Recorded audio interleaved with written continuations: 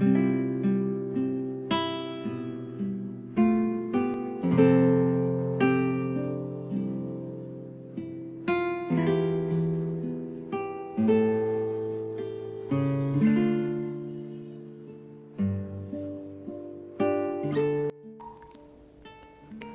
mabuting balita ng Panginoon ayon kay San Lucas.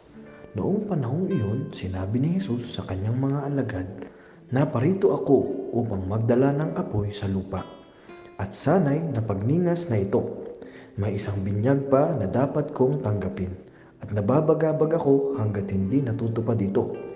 Akala ba ninyo'y pumarito ako upang magdala ng kapayapaan sa lupa?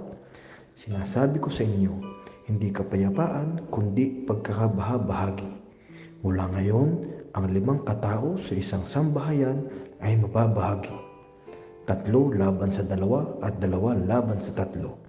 Magkalaban-laban ang ama at ang anak na lalaki, ang ina at ang anak na babae, at gayon din ang biyenang babae at manugang na babae." Ang mabuting balita ng Panginoon.